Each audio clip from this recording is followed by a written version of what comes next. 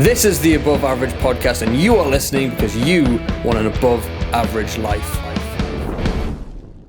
Alright guys, welcome back to the Above Average Podcast, the podcast where we talk to above average people about their above average lives. Now today, I have a very important guest on today who comes straight from Hollywood Studios set of The Expendables 4, Mr. Dolph Lundgren himself. Here I am. I'm just kidding. So please welcome 6'7", is that right? You are? 6'7", heavyweight pro boxer Stephen Robinson. How are you doing, mate? I'm good, thank you. How are you? I'm fantastic, mate. I'm so happy to have you on finally. Thank you. We actually spoke in January, would you believe, when I saw you in the gym? And you mentioned the podcast, and I was like, can I have you on? And now it's about 6 months later. Yeah, so it's my fault. It's my fault. I'm away and I'm yaring, I'm there. I think when I spoke to you that first time, I'd only done like 2 episodes or something like that. So I was like, I want to get you on once I've established a bit more groundwork and stuff, and I know what I'm actually asking you. But my first question has to be, when did the whole Ivan Drago character thing start? When did people start to say that you looked like him, or you know, when did that whole thing start for you? So I took up boxing quite late in my life, which obviously we'll probably get on to. Oh yeah, 100%. And as I went away, it would be, people would come up to us and go, "Oh, it's Dolph Lundgren, it's Ivan Drago," and people would ring Mark. Mark's me coach. Yeah. People would ring Mark and go, "Oh, have you got your heavyweight Ivan Drago for sparring to sort out?" And I used to get Freddie Flintoff all the way through school. I used to get Freddie. I'm hoping it was the skinny Freddie, not the fat Freddie. But yeah. I used to get Freddie quite a lot, and then I think as I got older, I think it sort of, as I hit sort of 24, 25, I think I started looking like a 70-year-old. It's probably not a good thing, mate. It's so it sort of transitioned from just being away and getting called Dolph Lundgren and getting called Ivan Drago whenever, and people would come up and go, "Oh, do you know who you look like?" Mr. Bean, Mr. T. And it just really went from that, and we saw it's a good thing to have. He boxes, I box, and we're happy to carry it and transition it over into the boxing. Because you've got the colour shorts as well, don't you? Well, that's a funny old story at the minute, isn't it? Because of the whole USSR. So have you kind of cut that out of your thing for now? Well, it's Disney Drago now. Disney Drago. I like that. I haven't seen that. So, nice. Yeah, nice. We've had to. Sky rang when said the USSR thing has to tone down. Yeah, so £900. I'd literally just bought a brand new boxing pair of shorts and a gown. I just had them made in the February, and I think Vladimir decided he was going to attack in the June. So I've sent Vladimir an invoice, and I'm yet to hear back from him. So we'll see. Nice. We'll see if he responds when I put this clip on TikTok as well. Hopefully he'll get in touch and pays it. Same as with Dolph Lundgren, my real daddy owes us lots of CSA. So between the both of them, I'm owed quite a bit. He's missed a lot of Christmases. And he has. I mean, my mum's got a lot of explaining to do as well of where she was in the month of sort of June 1991 or so, yeah, nice one. So with all the guests on the show, I like to kind of see who they were and what made them a success along the way, rather than just focus on their success. I want people to be able to be inspired by, your backstory, see that, you might not have come from success, you didn't get it all given to you. So take me back to sort of Stephen in school. What was kind of your school life like? Wow. I didn't really have a school life. I wasn't the. You've got so much. I mean, I'm only going back to primary school, what I can remember, 98, 99. So you're only talking 25, and the change and the adaptations in school these days with the help, and I didn't have that. So when I got diagnosed with ADHD, at 14, it was sort of through school I was known as just the naughty kid. I was put on a pedestal of he's the naughty kid. He doesn't want to learn, he doesn't want to listen, and because of that I sort of thought, well, screw you. If you aren't giving us a chance, if you aren't giving us an opportunity to show that I'm not that kid, and you aren't trying to give us any sort of help, Yeah. then I will have this class clown effect, because in school I was the little fat specky kid, and I had to not. Fortunately, I wasn't bullied, because later on I ended up in a naughty boys' school where you couldn't not fight. Yeah. Um, Well, it's just like putting you all together, all the ones that kind of got branded. It back, is, put them all in one and, place. and you wouldn't really see that now. I mean, and like I say, I'm only going back sort of 15 years, so Yeah. It's not that long, really. not No, not at all. So the change that's happened's been obviously really good, for schools, for kids especially. So I sort of, as I say, because I was the fat kid with glasses, and because my mum didn't have much money, and our parents didn't have much money, and I didn't have the new Berghouses and the Rockports, and I would go in with, a fake Henry Lloyd coat from the knockoff bloke that come knocking on your door, and I had a pair of Brunswick shoes, and you were laughed at.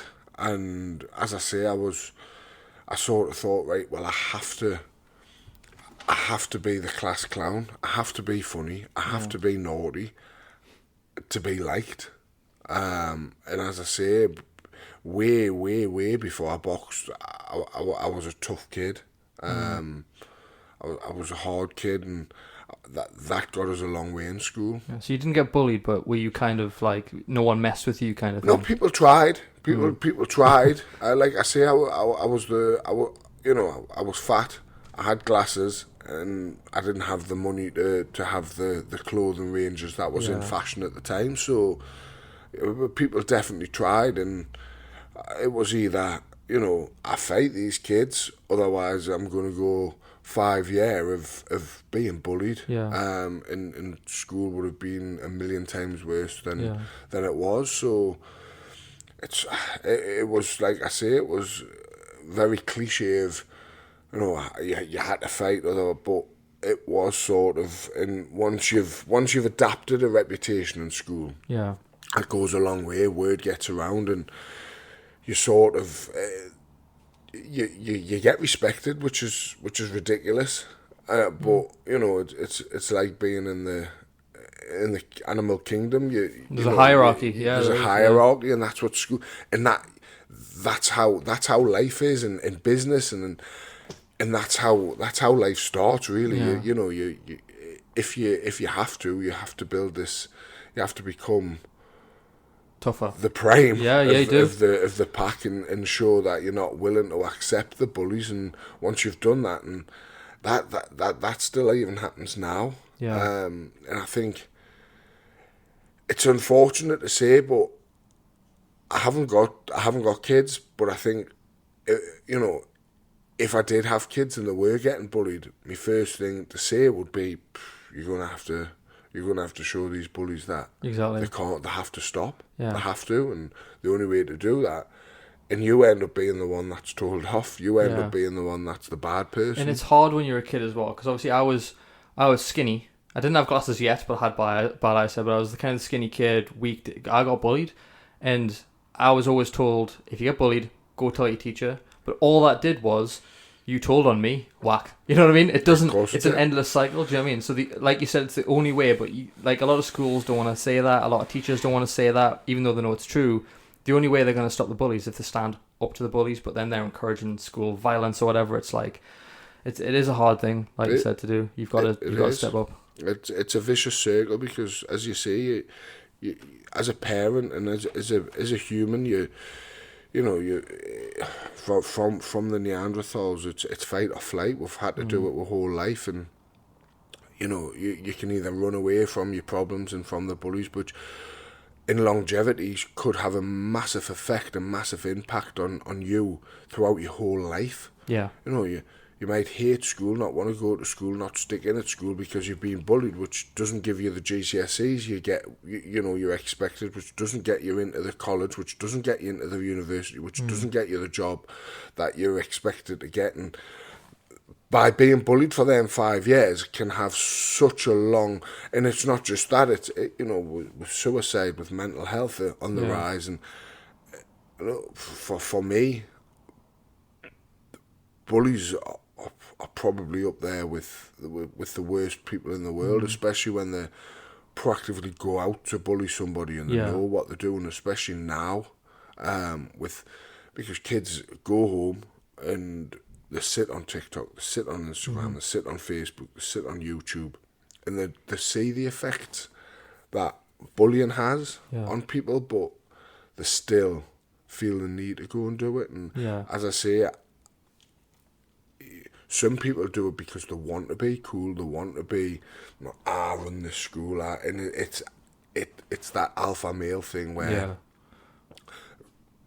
Andrew Tate's probably one of the worst people for advertising this alpha male sort of thing. So these 14-year-olds sitting on TikTok swiping through watching Andrew Tate talking about, you need to do this, you need to do that. Get a Bugatti.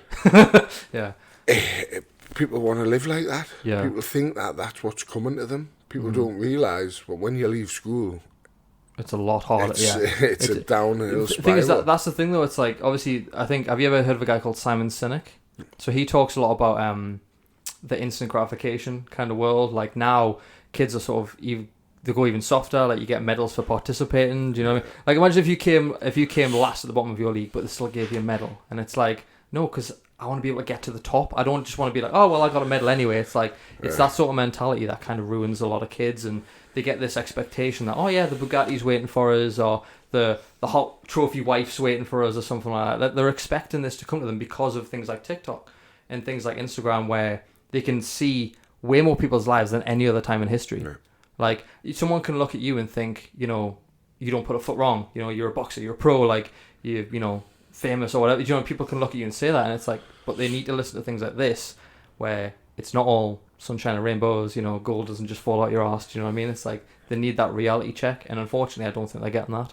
They're not, because nobody shows the fails online. Yeah. You never see somebody not bench pressing 100 kilo. Yeah. You never see the person who lost £100 on the football bet or the horse bet. You only see the succession. You only see when they do bench press that 100 kilo. You only see when they do, win a football bet. You don't see, and for me, it's like when you see a girl taking 3 selfies. For me, that's not, I wouldn't say a cry for help, but that's a cry for attention, because they don't want.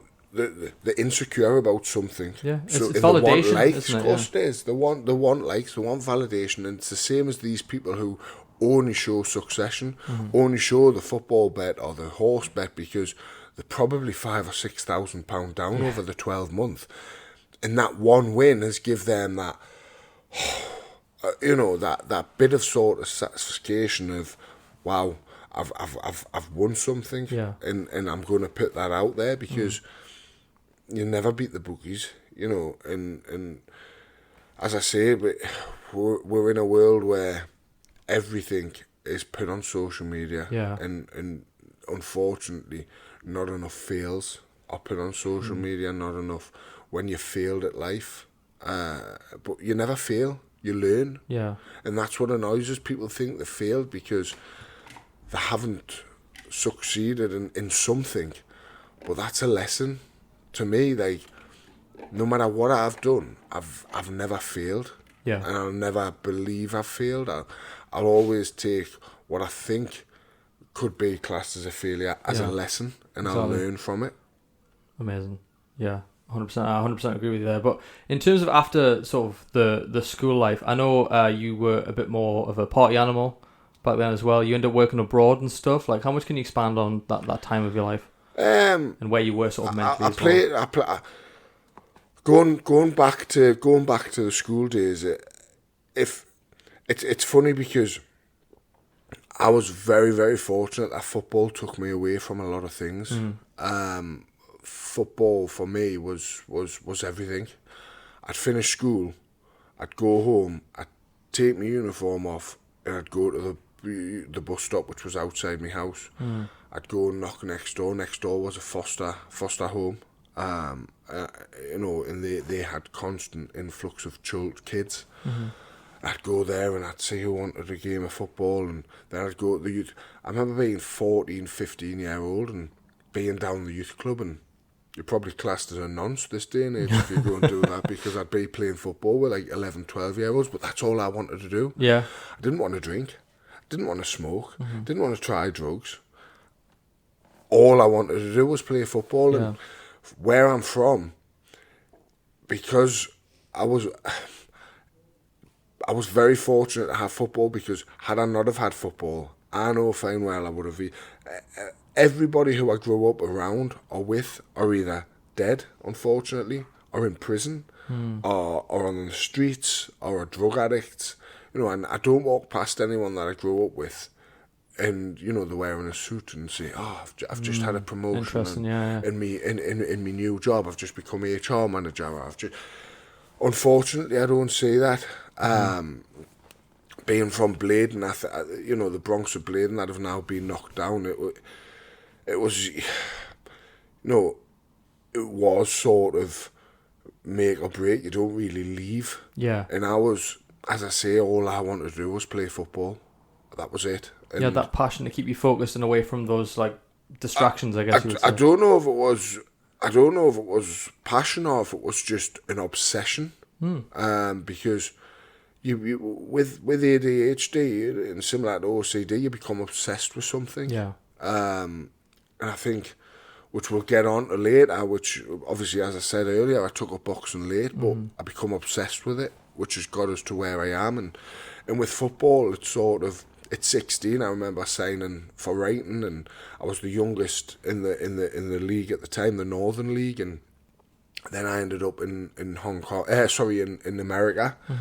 So from football, through football. Nice. So I went to America in 2010, and then went to Hong Kong, South China in 2013. Wow. hadn't even put on a pair of gloves. And during that time, I drank, and I was an arsehole on the drink. It reacted, it was in a way of, which wasn't me. So you weren't a happy drunk? You were not at all. I'd bump into people who were bigger than me. I'd bump into doormen because I thought they're bullies. They go to work to bully people, which I probably don't. 90% of them probably don't. There's the odd few, like life, you know. Any profession, there's bad eggs. Yeah.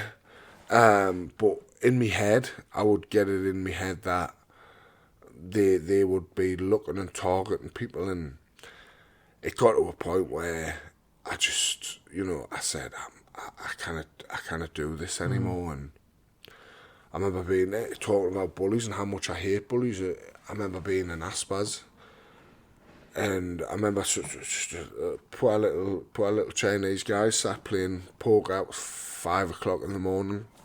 It was a wet floor sign, and this is what I hate about my so-called friends, which now aren't friends, because I realised that when I got out of the drink, one thing I've never done is touch drugs, which I'm proud to say, but when I got out of the drink, you realise who your true friends are. They don't encourage you to not want to drink. They want to question, why aren't you drinking? Just come out. And they're not friends, they're not pals. No. I remember one of me, let's say, associates at the time, friends, saying, go and hit him with that wet floor sign. I can't even remember doing it. He's some poor guy sat playing poker, pick up the wet floor sign, hit him across the back of the head. It's on video. I go home and wake up the next day, and I remember seeing that, and that was in 2015. I remember seeing that video and feeling sick in my stomach, biafia, thinking, you just think, why did you do it? Why did I do that? Yeah. Where has that come from? Why have I done that? And there's other stories where we used to, the aim of the game was to take whoever had the best item at the end of the night in the hotel room. You would all put 30 quid in a pot.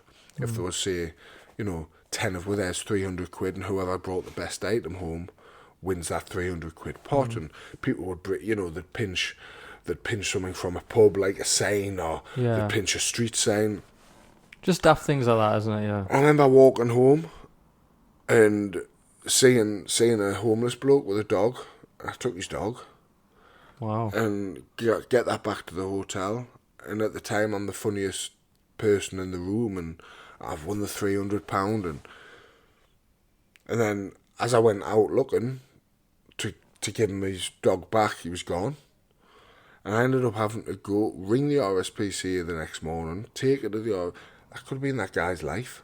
Yeah. That could have been that guy's, touch wood. He's not. But that guy could have committed suicide off the back of me doing something stupid because of drink.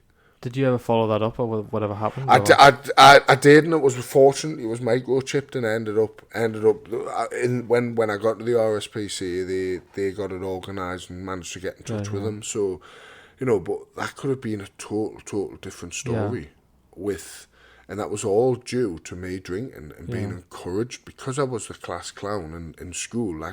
That carried on through and drink must have done some sort of chemical balance in my brain where it just turned us into the biggest prick going. Well, once you've got that identity, though, it's really hard to let go of that if that's who you are. And they say that drink almost amplifies who you think you are, who you want to be, isn't it? So, like... Not just that, I think the people I was with, as I say, I won't even call them friends, I'll call them associates, encouraged the fact that I was a dick. Yeah. And told me to do things. And as I say, the Aspas scenario, the video coming to us the next day, I says, that's me done. Yeah. I says, I'm done. I'm not that person. Yeah. If anything, I'm an advocate. Even at that time, I've got mental health in the family, like severe mental health, and for me, thinking that I could be the reason that somebody could, is depressed, or somebody, I just says I'm done, and I've never drunk since. Yeah, and that drinking has nothing to do with training. People, do you not struggle to drink? And when you're out with your friend, I go out every single weekend. I'll go out till 2-3 in the morning. No problem at all drinking waters and have just as much fun as everybody else. But I'll wake up feeling good about myself, feeling fresh and in the gym. Yeah, and you don't have to have drink to have fun, and you don't have to have drugs to have fun. But again, because we're in a world where drugs are now cool, drink is now cool. These gas canisters, you see people on TikTok I can't stand the vape things and that. There's no point in them. But you're seeing 10-year-olds, 11-year-olds doing it because it's cool. It was smoking when it was cool to smoke when I was a kid. It was like, we used to have, I think we were like 7-year-olds or something. We used to run around the shop and used to get them like, I don't even get them. They were like chocolates. Cigarettes, pretend you're smoking them, like cool. It's like, because you thought it was cool. Of course you did. But I've said this, I've said this on most episodes now, but the alcohol is the only drug that if you don't take it, people assume you've got a problem. And it's just, I don't think there's any better phrase than that sums up. Like, it's like, why aren't you drinking? It's like, not why aren't you shooting heroin into your veins? It's like, why aren't you drinking? You know what I mean? It's like, it's crazy. It's mad. But we're getting to that stage where it's now very similar with cocaine. Yeah. Do you want a line? No thanks. Yeah. You don't want one. Just someone pulls it out and you're like... Right, you don't want one. You go to bars now, and I'm talking about what you would class as nice bars, when, things like Lavello and Avica, and bars where, the clientele, and you because our people watch, especially being sober, you see so many people just getting a key, and you're sat and you think all the toilet cubicles are locked. But they're with a girlfriend. They're sitting with a girlfriend having a nice 1-to-1 date or a meal, or they finish the meal and it's the first thing they do. They don't know how to enjoy life anymore. But I think what's good about what your story is that because you have something going on in your life that makes you feel good anyway, your boxing career, the fact that you're into fitness, the fact that you're in great, physical condition, probably way better mentally and physically than you've ever been in your life. Is that right? Yeah, definitely. Like the fact that you have that in your life, most people don't have that. Most people go through the day, they feel like shit, so the only time they get to feel good is when they drink or when they do drugs. It's the only time. It's correct, but what annoys us is the fact that they could have that. Yeah. That's the difference. It's not everybody can have what they want with a little bit of hard work and mentality, and unfortunately, people do get in this rut. Yeah. And it's not alcohol and cocaine releases dopamine. Yeah. As does fitness and health, as does training, and unfortunately, people, what they don't think about is when that dopamine's gone, and you're releasing cortisol, you're releasing stress, your anxiety's through the roof because of the drink, because of the drugs. So what you do, you numb that feeling with more. Yeah, it's an endless cycle. Or you get tablets off the hospital. You get. Well, that's the thing though. Like I work in the gym downstairs and stuff. We get a lot of people come in, and a lot of my friends see that we both go to the same gym, and they see me and they go, oh, like I just don't feel great. Like I'm not having a good time in life. I'm like, have you tried moving a little bit? Have you tried going for a walk? Have you tried getting on a treadmill or a bike? Nah, it doesn't work for me. I'm like, have you tried it? Nah, not really. It's like when you dig deeper, people are going straight for these pills, like you said. They're going straight for drugs, alcohol, because it's almost promoted more. Like, I've never seen an advert for a gym really on TV. I've seen Peloton, that's it. I've never seen an advert for... That's all you see. And people go, that's too expensive for me. But the gym down the road, 15 quid for a gym membership, something like that. You know what I mean? Yeah. You can only go twice a week and you'd feel way better. It's just people see adverts for rum, Bacardi, there's all sorts, the Heineken adverts, Carlsberg. If Carlsberg did whatever, do you know what I mean? It's like, that's promoted way more than a gym was. I'd love to see more gym adverts on TV. I'd love to see Vision getting on TV, you know what I mean? Mark and Dom up there. You're spot on it, because it's a multi-billion pound company. Yeah. These companies have got the billions and have got the millions. And coming off that, I seen something the other day in Uber Eats, or something on that. On Uber, things like TGI Fridays, Nando's, these big companies don't have to pay the 10% because they get more influx of customers. But these small companies, these little pizza shops that are making nowhere near as much money as Nando's, as your TGI's, as your bar burritos, these small little pizza shops that are just run, by people working hard to get away. They're not a multi-billion pound company that they've got 400 of them around the world. They're having to pay the percentage to keep the things, Uber running, and to keep things like Nando's and stuff from staying on. Yeah. And that there is shows the pull these big companies have. Yeah, 100%. And, when do you ever see things like CBD advertised? Never. You only hear of it. When do you ever see things like ashwagandha, natural herbs, natural things advertised? You don't, because without these tablets the NHS are giving you, they're a multi-billion pound company. Look at what's going on at the minute with Twitter and AstraZeneca and everything that's going. I don't want to go into the COVID thing and the vaccine and this and that. That's got nothing to do with me, and that, but you just have to look at what's going on and look at the pull and the force that these companies had, and now they're getting sued. Elon Musk is saying, no. Who are them to tell these people at the top, don't take this? Yeah. There's something, you can't make a vaccine within a year. It's an impossibility. And look at what's happening. Look at what's happening now. Yeah. I think there was something where people's blood is different. Because of it. Because I'm not saying it's because of the vaccine, but you've got these coroners saying blood's different. Blood. This is the first time I'm hearing this, actually. So many people There's an unbelievable thing out there. I'll send you it after this. Yeah, I do. I'm interested. Yeah. And it's about the blood clots and the coroners who have been in the game for 30, 40 years. And he's saying people are coming in with cancers I've never seen, blood clots I've never seen. And it's all of this was pushed onward through media. Yeah. Through the force of media, because of it being a multi-billion-pound thing that was out there. And Donald Trump stupidly said, "Can we inject bleach?" Stupidly. But what he was saying wasn't. Yeah, I remember that. He should, because he's up there. But yeah, you gotta be careful what you say when you're up there. You've got to be careful. I'm like that on social media. Like I love your social media, something, by the way. And then I'll go, Sky will ring us and say, take that down. Yeah. And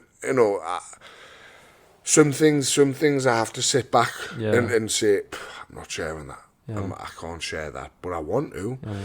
But because Donald Trump. But what he was saying is, there's something in this bleach. You look at the back of Dettol and it'll say, kills COVID. It does now, yeah, it does. Didn't before. And all he was saying is, what's in there? What's in that kills this COVID?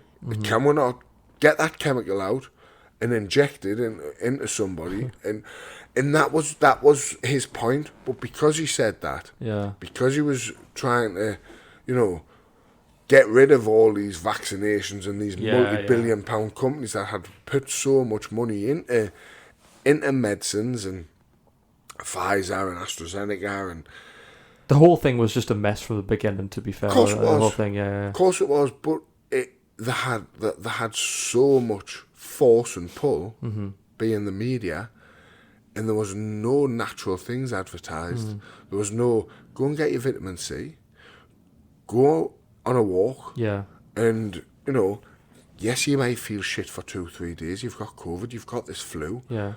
But in 2-3 days, you're going to start feeling a little bit better. I think you're right in terms of because I take, every morning I take 5 different supplements. I take vitamin C, vitamin D, I've got magnesium in there, I've got a multivitamin, I've got fish oils, right? And I'm very, very rarely sick. Very rarely sick. And it's just, I might feel rough for like a day or two, but compared to what I used to feel like, where I used to have really bad acne, I used to be like bedridden, vertigo used to hit us, like the fact that I train 3-4 times a week and take all this, I'm like, I feel a lot better for doing it. But people just want, I was like, the government told me to inject this, I'll take it. It's like, try the other stuff first. 100%. But in terms of what you said before about the associates that used to hang around and stuff, obviously now you've got Dom, you've got Mark, and you've got Joe, is that right? Yeah. They're kind of your close circle. Like, when did you meet them and start getting into, when did they start influencing your decisions? So obviously you flipped it around in 2015, you said. 2014, walked, I got told I'll never play football again. Got sent home from Hong Kong. What happened with that? Why did they tell you that? So I snapped the ligaments. I snapped the ligaments in my ankle playing football. Wow. Hong Kong wanted the manager, the chairman wanted to force the speed of recovery, so decided to inject cortisol. Right. 3 months later, after being told, it's a snap ligament, 6 months. 3 months later, and as I started to get a little bit mobility back, they put cortisol injections into my ankle. Cortisol, by the way, anybody who's watching who does have an injury and is told to take cortisol, for me, I will never ever allow any who I speak to, who I'm close to, if they say to me, take cortisol, I'll tell them, please don't take cortisol. What did that do to you? So cortisol pretty much tells you you're okay. It's a steroid and a painkiller which goes, oh, you're fine. But that ligament's not healed. So you're putting all that weight on it. So you think you're all right. So the ligament's an elastic band. It's snapped. It's then tied back up. You have an elastic band and, you snap it. You tie it back up. It only takes that to tie, to snap it again. You have an elastic band. It snaps. You get rid of it. And then 6 months later, you get a new elastic band. That's going to last a lot longer Yeah. than the one that you've tied up. And Makes sense. we went out, we played, it snapped again within 2 weeks. And this time it was a bad snap where it needed operated on. And I was released from, because in Hong Kong you can only have 3 expats playing for each team. So for them to have me, who had just been out for 4 months, then I was going to be another 6-7 months. Yeah. There's a year of paying my wages, keeping me there without having another expat. So it was sort of, see you later. Off you go, yeah. We can't keep you, which is understandable. And my life from there, I was like, I've got no GCSEs. Mm-hmm. I've got no skills. I'm 23-year-old. I don't want to go to college and become a plumber or a bricklayer, or, you know, I was depressed. No, I wouldn't say depressed. I'd say, well, no, I would. I will use the word depressed. I was depressed because I had nothing. I put all my eggs in one basket. I had nothing to fall back on. I had no, as I say, I'm academically quite thick. I'm not the brightest kid in the book, so to think I have to go to college for another year or two to learn something. But that made you feel a little bit sick. After thinking about how much I hated school and how much I hated being told what to do, I thought, and I ate and I ate and I ate, and I got to a point where I was 144 kilo. Yeah. My ankle had healed. I had this was in 2014, so I'd hit the drink again. Going out with pals, needed a full new wardrobe.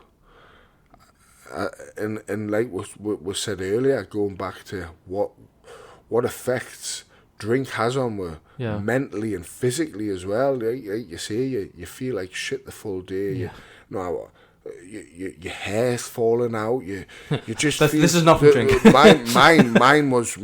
I mean, there's photos of me where I literally had no hair. Crazily, as I started to train and started to watch what I eat and stuff, it grew. But there is photos in 2014, 15 where there was nothing,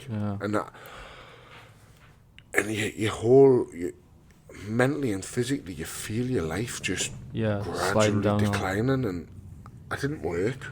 Yeah, I think I got a job in IKEA at the time, and I was like, I need to lose weight. Yeah, I need to do something with my life. And 2014, I walked into the gym. I was on tag because I was an arsehole. I says to Mark. I didn't know Mark. I was going to say, did you know them beforehand? No. I says to Mark, I want to lose weight. Mark was behind the desk. Was this the original Vision? Or the little warehouse one? That was the one, yes. So that was the one next to the fire station. Yeah. I think that they were only there for about 5 months. I think they opened in the other one, September 2004. I missed that old one. It was fucking freezing. It was an old school gym, wasn't it? It was. I can't believe I've been training there that long. It's. I think September 2014 was when he moved to there. So wow. That's only 10 years ago now. You've been there a long time. Well, what was the guy you trained with again? That was Paul Joblin. Paul Joblin. I mean, he was there. Rack, remember Rack? Rack, The little spider monkey used to be able to He climb. was class him. He was so he was like, agile. He's a wall climber, isn't he? Yeah, he's meant. But I remember walking in and Mark being behind the desk, and I said, "Listen, I'm fat as a pig. I'm down." And I need something, man. I've gone from playing football since I was 7-year-old. I'd finish school, I'd play football, I'd go to the youth club, I'd go to the bus stop, I'd go on the field, even by myself. I used to go down the field and kick the ball off the top of the crossbar, and It would, that's when kids were allowed to play out until the street lights come on, and that would be your cue to call. And as I say, in the Bronx of Bladen, everybody knew everybody. Yeah, there was yeah. no worry about you being kidnapped, or there was no worry about anything. Hey, every single person would play at the Green Gates Park until 9 o'clock at night. And your mum and dad wouldn't worry about you. Like, they wouldn't. It was the same across the road and one late, and it was the same. You'd come home when you were hungry. That would be the only time you went home. That would be the only time you went home. And you'd have a shower, you'd get up for school, and you'd go again. Yeah. And I says to Mark, I need help. And he says, well, the best thing to lose weight and the best thing for your head is to box. I went, perfect. He says, that's on 7:30 till 9 o'clock. I says, I've got a curfew. I can't come to that class. He says, well, we'll run a box fit class with Giuseppe. That's on from 5:30 or 6:30 till 7:30. Can't remember the exact time. So you could make that time. I says, perfect. Nice. So I ended up going to this box fit class. I remember going and enjoying it, and then there was a big guy, Curtis, who Mark had signed professionally, a boxer down there, and they used to do a body sparring class on Tuesday night, 6 till 7, where Curtis would be in, and they'd get all the guys who enjoyed fitness going in, and they'd say, right, you're in with Curtis, and they'd put you in for maybe 2 minutes with Curtis. And I bet that was long enough. And I remember, bearing in mind, I'd never boxed. Yeah. But I'd always fought. I'd always been a kid where I was sort of, I was, where I grew up and where I'm from, if you had trouble, your dad would take you to that person's house. And you'd have to fight them. And that's how it was. And it's a bit shitty thinking about back, but that's what it was. People... Your dad would take you and say, go on. And it was probably passed down as well. Like their dad would have done that, and it was, and so I was quite handy, but had no rhythm or style. I've still got no rhythm or style. But I've seen you box, man. I've seen you box. A bit. It's funny because the George Foreman story's just come out, and I went to see that at the pictures the other day, and I was sat thinking, it's just me.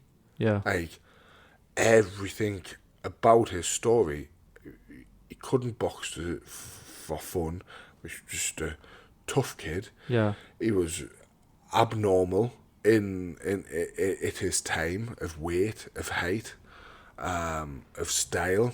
And he ended up becoming a world champion and doing what he done. But going back to the body sparring class, I went in, stand there moving around. I remember just going bomb, bomb, hitting him. And I remember him sort of wheezing. And then I remember hitting him again. And he sort of went down on the knee. And Mark was sort of, I can remember being like, I'm sorry. I'm you were sorry. shocked in that moment, I bet. And Mark was like, oh, don't say sorry. And he was like, Curtis, you're, fine. Boom, boom, you're fine. And we got back in. I remember Curtis, bang, bang, because he was pissed off. We were just fitness people. It was full of old men and old, ageless and timeless. So I'll not use the word old. I'll say older people who were there to get fit. Just moving around, and he come in, and bang, bang, bang, and I'm standing there. And me being me, I stood there and was going, come on then. I didn't know this guy. I was going, fucking hit us then, hit us. I'm standing there with my hands down. He's bang, bang. I'm laughing at him and I'm hitting him. You were just back. taking the shots? And that was my mentality of sort of who... And we ended up nearly fighting. Like full on getting angry at each other. Yeah, Jesus. We ended up nearly fighting, and I was like, well, get in the car park, you prick. And Mark was like, right, stop. Jesus. And then things calmed down, and Curtis, funny enough, now is he found God, And you might have seen him on Northumberland Street. You've probably seen him in the gym, big black guys, Probably, fireman. yeah. He's now found God. He is a speaker. He stands on Northumberland Street. He owns a church. A good, very, very, very good guy. And as I say, Mark was like, you need to come to this boxing class. I think I had 3 months left on my tag. I spoke to my probation officer, says, is there any chance I can go to boxing? That'll do us a world of good. No chance. Yeah. I had a feeling I would say no. I had tag for being a wrong and fighting, so I was like, no. Yeah. Hey, what? I don't want you to learn to fight. If anything, I want to get you away from that, which is fine. I can see where that comes from. Took it out of his own hand to say, well, I tell you what, while Joe's class is on, me and you go in the ring, and we will learn some pads.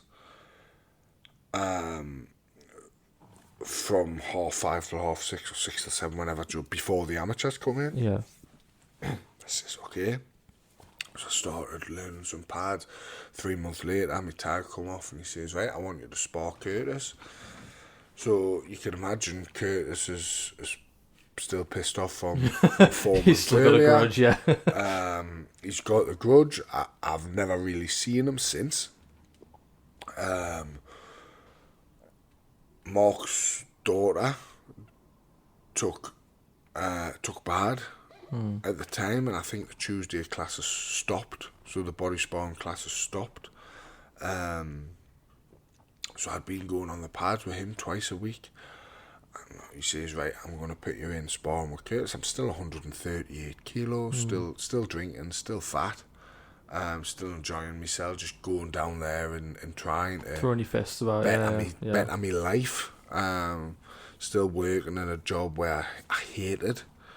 How did it feel in that moment of when Mark was kind of almost taking you under his wing? Was it nice to have someone that actually gave a shit kind of thing? Like, still to this day, like, there's no words that I can ever say to Mark for what he's done to me. He's probably the reason why I'm not in prison, and he doesn't even realise how much he affected me, of a good effect, and not just Mark, Giuseppe as well, and what they'd done, and because Giuseppe wanted us out the gym 2 or 3 times, which I'll get onto. So I sparred Curtis.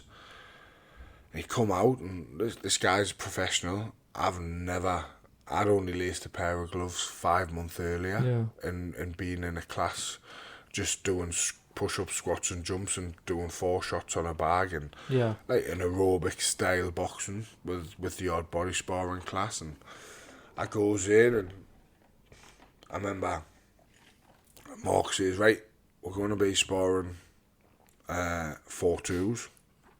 No problem. And he says, right, Curtis, you're in my corner, Stephen, you're in that corner with Giuseppe. And as I say, I'd only knew Giuseppe off the fitness class, hadn't really spoken to Giuseppe. I had this 7-pound gum shield in, these 12-pound pair of gloves, these 4-pound Everlast shorts. You know, I was full kitted out sports from Primark, directed up. I was full on Meg Ashley, the Everlasted up. I walks in, and I goes in. There's photos. What Mark's, I think Giuseppe's got the photo of us in this green vest, and I'm just like a little house end with these brown gloves on and this head guard that I had to lend and stunk. I comes in, Curtis, bang, bang, boom, boom. I thought, I like that. I like that. Like, I'd only ever been hit in the street, and you know, it was like, or in school, or where it was like fight or flight. And touch wood, I've never been on my arse. And I hate saying it, but hundreds of street fights. Which I've never had one in a long, long time. Thousands of rounds of sparring and 54 fights. I've never yet to be on my arse. Bang, bang, bang. And I thought, all right, I'm hitting him, he's hitting me. Comes back to the corner, my nose is pouring of blood, my lips pouring of blood, my eyes up there. And Joe went, right, you're done. I says, don't you fucking dare. Don't you dare. I'm here to do 4-2s. No, you're done. Mark went, right. He went, let's leave it. You could say Curtis was angry. And I went, no, we're not leaving it. We're not leaving it. Mark went, you're leaving it. Anyway, ding, ding, ding, the bell went. It's on a timer. Yeah. So I walked to the corner of the ring. Curtis was sort of thinking, what do I do? On, yeah. Mark was like, no, we're done. I was going, how are then? So Curtis went, how are then? Bang, bang, bang, we're pair over. Obviously, he's hitting me a lot harder than me because he knew how to hit. Boom, boom, he's hitting us, and I'm laughing, I'm walking him, I'm hitting him back. Second round come in, Mark went, we're done. I says, don't you dare stop this spar. I says, you stop this spar, I says, and I'm telling you now, I'll smash the building. I'll smash. Wow. I was like, we're sparring, we're finishing the spar. I've come to do 4-2s, we're doing 4-2s. And we ended up finishing the 4-2s. I went to the bathroom, I cleaned my face up, and Mark went, you did, like, sort of, right, you're done. I left the gym. Mark rang us, he went, Giuseppe doesn't want you back in the gym. He thinks you're a bad egg. You're not a boxer. He doesn't think that it's good. And I sort of went, well, right. He went, but I love your heart, I love your dedication. He went, I see something in you. He says, so I want to speak to Joe, but you need to tone it down. Yeah. When we tell you no, it's a no. When we tell you this, Yeah, it has to stop, yeah. I was like, fair enough, I apologise. So it goes back in, back training, no sparring, back training. Mark wasn't doing the pads with me, he was focusing on Curtis. Giuseppe didn't really like us. Yeah, he didn't really want to come near you.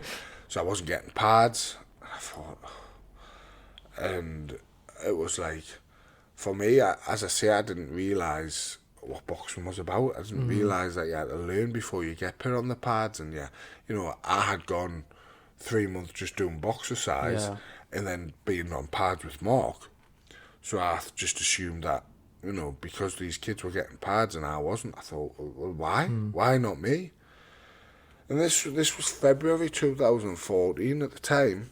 And then July, I'd only been in the amateur gym for a month. Yeah. And Mark, I think April, May, Mark went, do you want to get your medical card and do you want to fight in July? There's a fight at Bishop Auckland. I was like, I'd love to. And at the time, I'd managed to get down to 130 kilo.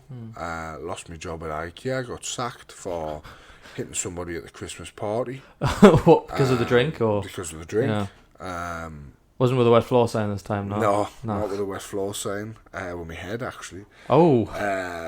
Glenn, the manager for IKEA family, a prick who sort of bullied people in work, and I think my head was just like, I really don't like him. So as the drink got more and more, I realised he's the one I don't like. Yeah.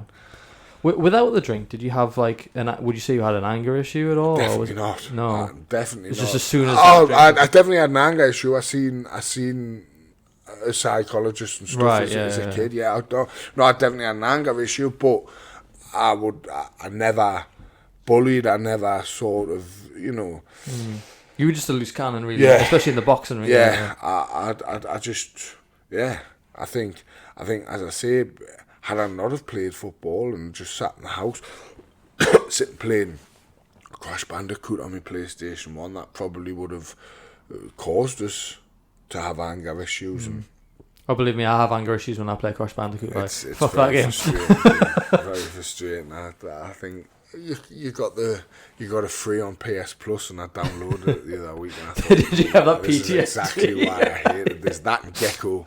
I remember Gex and Rayman. That just the camera angle and the way you have to move the analog to get to the. I just fucking hated running towards the camera and having to guess when to jump. When I to fucking jump, hate that. Fucking hate that. It's the times have changed on games, haven't they? Yeah. And yeah, so I did have anger issues. But Mark's really like saw through that, didn't he? He was like, there's something there. He did. Because the funny thing is, I've seen boxing matches. Like I'm not a huge, but I don't follow the boxing much. But obviously, I went back and I watched a lot of your clips and stuff like that. And I've seen the clips from, the AJ fights or whatever. And the way you punch, like, I don't know, there was something, when I was watching you punch, there was like that intensity, like every punch you threw was like, had so much intention behind it. Like, even from someone that has never watched boxing before, I could notice that intention behind every punch you threw. Do you think that's what Mark saw in you back then? There was just that intention, that fire that he really wanted to sort of spark? I think so, and I think... Like we said earlier in the podcast, it goes back to the animal kingdom where it's kill or be killed. Yeah. And there's you only ever see a lion not asleep or not lying down when he needs to catch his food, when he needs to catch his prey, and then he's on top form. Yeah. And nobody sees the hard work that goes in the gym. Nobody sees the 6 month of a camp, the sparring, the dieting, the being in pain. They only see that 15 minutes on Sky. Where you see a montage on a Rocky movie or something, yeah. People only see that 15 minutes.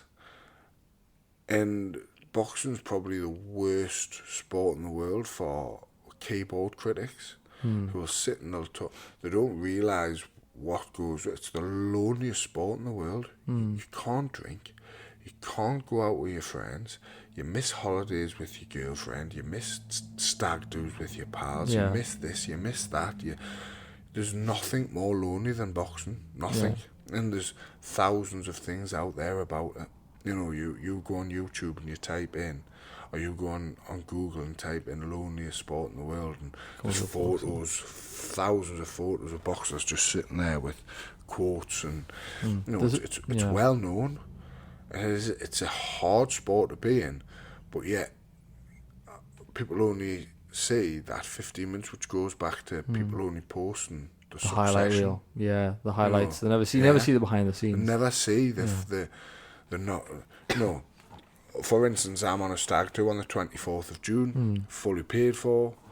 One of my best pals, one of his groomsmen. I can't go on that now because I'm fighting on the 24th of June. So I've got breaking news, by the way, Joe, if you're watching. I can't go on your stag do. I haven't told him yet because I only found out yesterday that this was happening. But there's another thing that I'm missing.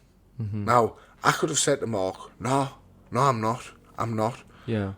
But this is my life. This is my livelihood. I haven't fought since December because with boxing there's so much politics involved. Yeah, things get cancelled, pushed back. So many politics where it's a fighting sport, but not every fighter wants to fight every fighter. Whereas with me, I've got the mentality of I'll fight the best. If I got a phone call tomorrow and said you're fighting AJ in 6 weeks, would you accept that? I go, of course I will. Yeah. We're not. Like I say, I don't ever lose in life. I don't ever fail in life. I learn. Even then, it's an opportunity as well. Like, why do you think it is that people don't take those opportunities though? Like, because obviously you're saying these fighters and stuff, but that applies to normal everyday people as well, who aren't fighters, who miss opportunities, who don't take them. Why do you think it is people that don't take those opportunities when they come? People are so frightened to fail. People are so, and I think in 30, 40 years, we've changed so much as humans. We've adapted as humans where people are so scared to fail. Yeah. And, see, how I see it is, imagine you're in a queue in Alton Towers and you've queued for an hour. And then at the end of that hour, you get on that ride. And that's like life. For every no, for every no, for every no, for every no, for every no. At the end of that queue, there's a yes. Mm-hmm. People aren't willing to wait in that queue. They're willing to wait in that queue in Morrison's to pick up 20 tabs and a bottle of vodka. They're willing to sit in that queue in a pub in Wetherspoons and wait for 20 minutes to get a pint, but they're not willing to wait in the queue of life to wait for your turn because they're so worried about failing. Yeah. Or too many people are happy cruising through life. They're happy with being able to put food on the table, being able to put electricity and gas on the house, and having a roof over the head. Yeah. That's it. But there's so much more to life, and especially now with the cost of living crisis, it's getting harder and harder and harder to do so. Yeah. Which is putting mental health to the highest it's ever been. Yeah. And unfortunately, like I say, for me, you have to fail to succeed. You have to have hit rock bottom. In life, you have to have hit rock bottom, because without knowing what rock bottom feels like, you're happy just to sit there and guide and cruise. But if you've been to rock bottom and you know what that feels like, you think, fuck that. I don't want to be back at rock bottom. I want to do something. I want to succeed. Yeah. And everybody can succeed. But unfortunately, it's the peers around you that don't want to see you succeed, because the minute you start succeeding, those people lose a friend, lose a drinking partner, lose somebody to share a bag of cocaine with, lose somebody to go around the house and smoke a bag of green with, lose somebody that's going to be around their house on a Friday drinking, and all that's gone.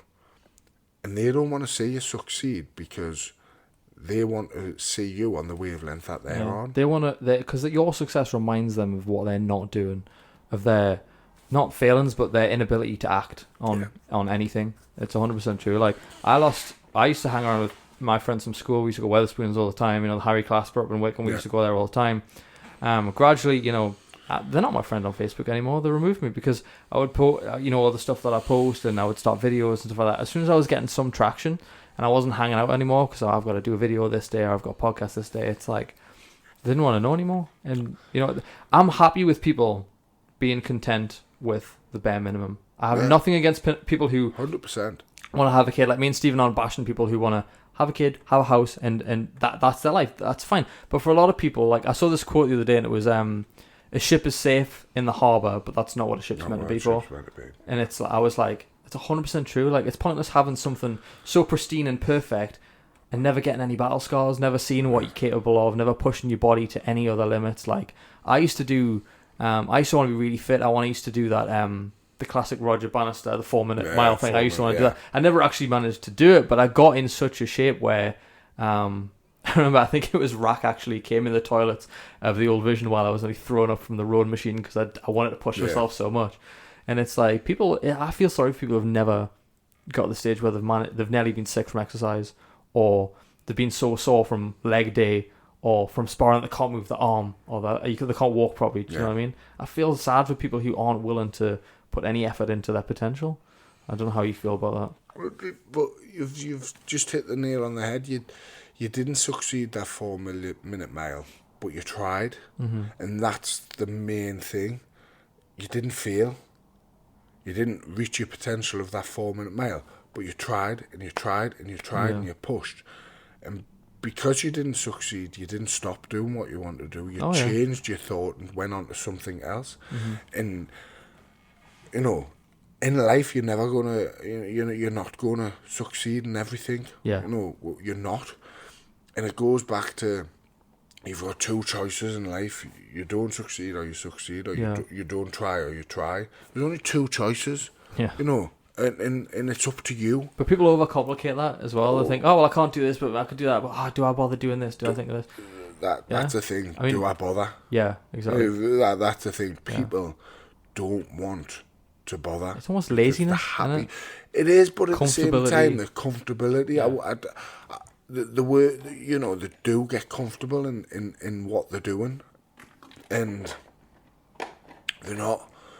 They're so worried about failing. Yeah. They're so worried about seeing. But I done a podcast not long ago, and I said this, and it ended up going viral, and I think it got something like 100,000 views. And nice.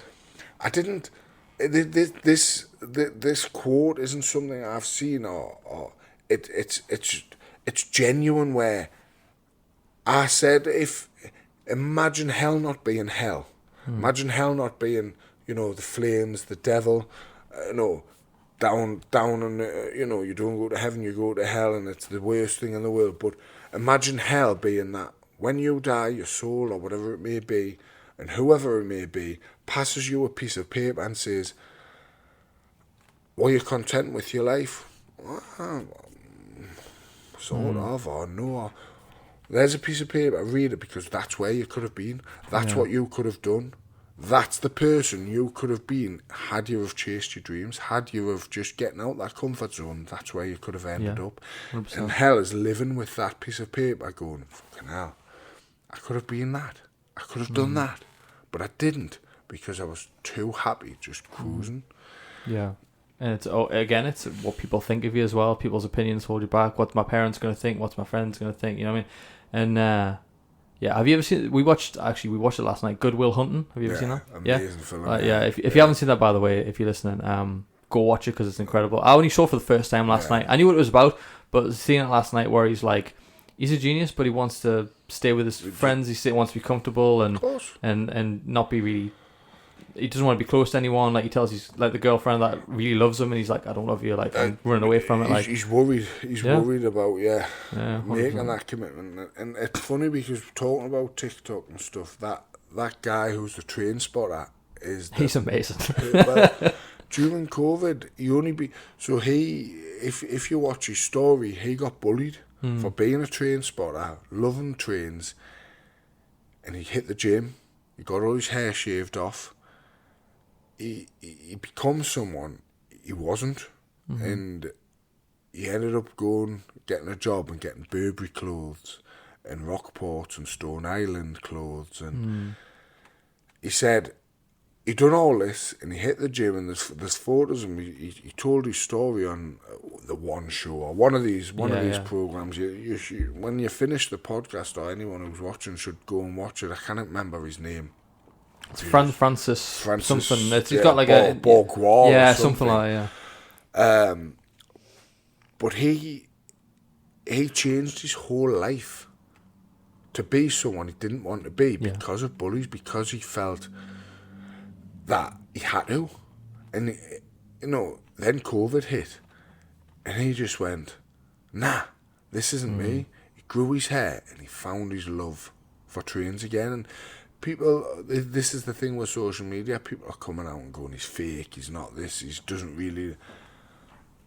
But you can see how much love he has for that, and he's chasing his dream, and he's making thousands upon thousands now off just doing what he does, off sponsorships, and because he chased his dream. He didn't sit back and allow these people to tell him you don't want to do that. That's embarrassing. He was on with Prince William the other day. He was on there was a video of him runs on the train, and then William and I can't remember what it's called, but we're on the train, and he's just like, oh, hello. It's just like, I love it. But again, it's that authenticity as well people crave. Like, we think that we have to be molded by society and be like, oh, society wants me to be this way, my family won't be this way. But what people really crave and what people really want from other people is authenticity, and for people to be who they are, because we want that almost permission from them. If someone's being themselves, we can be ourselves. If someone's being fake, we think we have to be fake.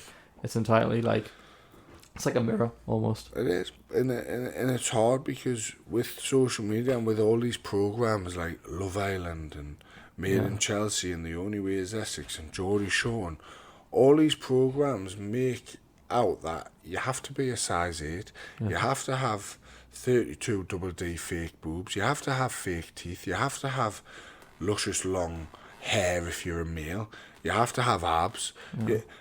And you see this and you watch this and think, well, I want a girlfriend like that, so I have to do this. They're turning up to the villa with the Stone Island jumpers on, they're going out on the drink with the Stone Island jumpers on, and you know, you see these and you go, Mum, I want one of them jumpers, and Yeah. your mum's only just scraping through life, and then, you know, you're begging for this jumper that's 380 quid in flannels, and Because you think it's going to get you laid or whatever, yeah. Yeah. Or look cool on social media. And that you know, that's what, like, if I think back to when I was 14, 15, I couldn't even imagine watching something like Love Island or Geordie Shore. Like, and if I did, I think my dad would have absolutely... You would have been brilliant. like, what are you watching that for? I'd run upstairs and I'd put Sex Secretary on at 10 o'clock or Topless Darts. But to think that now 14, 15-year-olds are sitting watching these programs and thinking that that's how I need to look, that's how I need to be. And then, but we're at a time where things that aren't and scientifically aren't normal are becoming normalised in schools, but other things aren't. Like Such as? Transgenders, The massively. whole, I'm not. Listen. No, me neither. I'm not against Nothing that, no. against them, but for schools to be pushing it and telling the kids that this and that, and there's so much more to life that they need to be teaching them the values of life. Yeah, passion, discipline. Like, this is not going to be as easy as you think. Like, Well, like even I was saying this on the pod. I had a woman on here who was a money specialist, and we were saying that, like, I never got taught taxes in school. I never got taught how to, save money or whatever. I never got told any of that. Like, it's now algebra. It's now all about what's safe, what can we get grade points for, like, on social media. It's all that, like, what does everyone else think? Like, am I accepted by everyone else? Do people think the school's good? Do people think I'm right? Like, you know what I mean? It's like appealing to the woke mob, almost, I think, as well. We've seen it recently with that teacher that took their own life because they got a bad Ofsted report. I didn't see that. What was that? Some teacher took, I think it was her, took her own life because she was principal of a school, and a school got a really bad Ofsted report, and she hadn't slept for 5 days leading up to Ofsted. And I know a few teachers, and when they get told Ofsted's coming in, they don't sleep for 5-6 days because this Ofsted comes in, and if you get downgraded, you're risking losing your job because they haven't got the funds, and it's just so much stress And pressure on you as a teacher who's already got stress and pressure. Yeah. Going into, these teachers I know wake up at 6, go to school, plan the lessons, come home from school at 4, mark the homework, plan more lessons till plan like more 8. lessons, go to bed, Yeah. back up at 6, and yes, they get. But it's the same as with school. We, as children, were in school from. But bearing in mind, places like Iceland and Greece, and we're only in school for 4 hours of a day, and that they're all right. But with us, we go to school at 9 in the morning. We have to be up at 7 to brush your teeth and jump on the school bus and I fucking get hate the school bus. sorted. I hate the school bus when I was a You kid. look at the school bus. It's sometimes 40 minutes to get to school, And it's if full of you're that one the hierarchy first thing you were talking stops. about before, whereas, we used to get, as a year 7 and 8, we used to get pennies flicked off our heads. Yeah. And that was Off fucking the nat. kids at the back of Fucking the bus. nat. The year 11s on the cool seats at the back. and then yeah. as you got to year 11, you'd be You got hiding it. behind your pennies. Yeah, it just But gets passed down, does it? It's you go to school. You're there from 9 till 3:30. Yeah. Then you come home. You've got homework. Yeah. So you don't get to see your friends. You don't get to be who you want to be and go out and play. And because you've got homework, Yeah. you're stressed about the homework. You Yeah. don't, And school now is so stressful when you think back. Like, I've never ever, nobody in my school ever said, I'm depressed, I've got mental health. It's weird that it's popped up almost like Of in course the it last has. few years, but Of course it has. yeah. I never, ever, all the way through school, knew a 13, 14-year-old that committed suicide. Never. No, I mean, it Never. wasn't heard of it. It was adults that did it, or Of like course it the was. occasional person on the Of news. course But it was. You'd see it on the news. yeah, You know, you'd see, as I said earlier in the pod, that I've got mental health very close to the family. So I had an uncle when out in 1996 take his own life and was seen in his own shed hanging. And that's hard. You go your whole life thinking about that, and the struggles come with that. But do you let them struggles control your life? No, you can't. But now there's so much. Social media has caused depression, because if you're not the cool kid, you get somebody message you, fat bastard, fat cunt. but it again, it's them keyboard warriors you mentioned. But even the other kids in school, yeah, keyboard warriors are the worst people in the world. You just look at the people who have taken their own life. You know, who you would have never, ever. Perfect example is who plays the genie. My mind's gone blank. Robin Williams. Robin Williams. You should know that being a massive Disney fan. My mind went blank. And we were talking about Good Will Hunting as well. But every film he's in, he plays the same sort of happy character, Mrs. Doubtfire. The only film I think I've seen where he's not is where he plays a psycho photographer. And he's that. He's the type of person where and this is why I hate. Why did he kill himself? Why did she kill herself? Yeah. She's got money. She's got this. Doesn't solve your problems. Nobody realises what's going on in somebody's head mentally. Yeah. I mean, look at him from Linkin Park, Chester Bennington.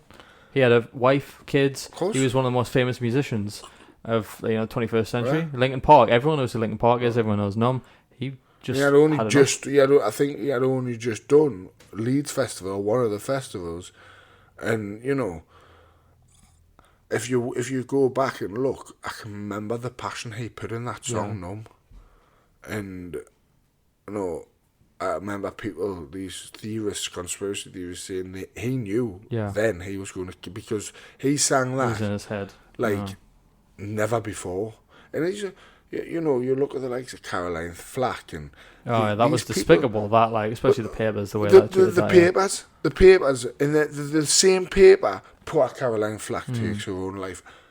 Who 3 months earlier was saying, "Get out of Love Island." She's gaslighting. She's a bully. She's this. She's that. And going back to social media, going back to these programs, Mike Theostatus, the kid from Love Island who took his own life, and he's not the only one. Sophie, the Geordie girl that was on Love Island who took their own life. There's been tons from the pressure from of these programs. The pressure from you. I saw when I was researching you before this. There was a title of one of the YouTube videos, and it was like Stephen Robinson. It was something like that. They used the word like annihilated or something like that, and it was about you getting punched out or whatever it was, right? And I was like, how does the pressure, has the pressure affected you massively especially since turning pro?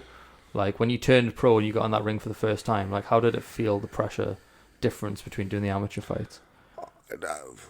I think due with the ADHD, I don't feel emotions. So I've always been the rock of my family whenever my dad's down, when my dad had cancer, and everyone was sort of like I was like, listen, it's life. It's a circle of life. If he cliche, if he dies, he dies. But for me, I go through life thinking whatever happens is meant to happen. Whatever. There's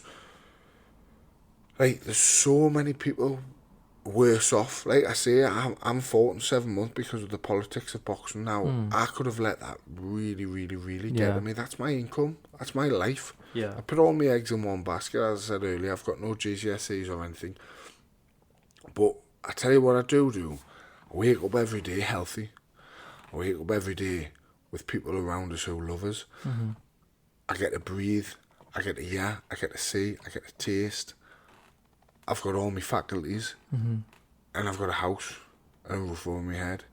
Now, unfortunately, there's people who wake up, who are terminal, who haven't got family to turn to, who haven't got a roof over their head, who can't see, who can't hear, who can't taste, and I appreciate my life so much more than what it could be and what it could have been. Had I have took the wrong path and allowed myself to get into a rut of the people and knock around, and had I not have had football, it could have been a million times worse. I could have been not but I wouldn't have been Might not have had a Drago. Might not have been I probably would have been 10 stone on heroin or in a prison cell or 6 feet under. Yeah. And I appreciate, like I said earlier, I've never failed. I couldn't give a shit about that one loss on my record. That one loss doesn't mean anything to me. It means that one loss, which was one. This isn't a boxing podcast. This isn't anything to do with boxing. So Well, I've got a few questions coming up about the. What I mean is, people who are watching this aren't going to be massive boxing fans, but that fight I lost. I'd lost a family member. This is one thing that I've never spoke about. I never wanted to go into that fight, ever. I was at the darkest time of my life going into that fight. Was a fighting Shane, is that right? And Shane Gill. And I got forced into that fight off the hierarchy. You need a fight. Yeah. You contracted to fight. Mate, I can't fight. My head's gone, man. I need to be home. I need to fight. Okay, I'll use that as fuel. I'll use that as fire. Ellis would have wanted us to be in that ring. Granted, I'll use that as fire. Yeah. Then there's everything. It was as if I must have done something wrong, because everything seemed to go wrong from the Friday before the fight. Things started going wrong at the weigh-in. Then on the Saturday, my gloves hadn't turned up that I was meant to be wearing, and I ended up with a spare pair of gloves that I hadn't trained in, I hadn't fought in.